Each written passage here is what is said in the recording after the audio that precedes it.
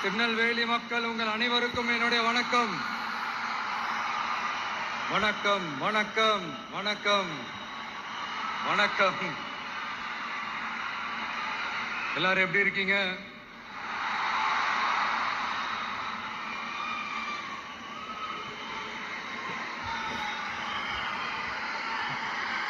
உங்க மகன்,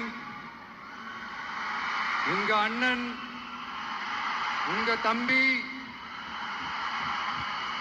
உங்க தோழன், உங்க நண்பன், உங்க விஜய்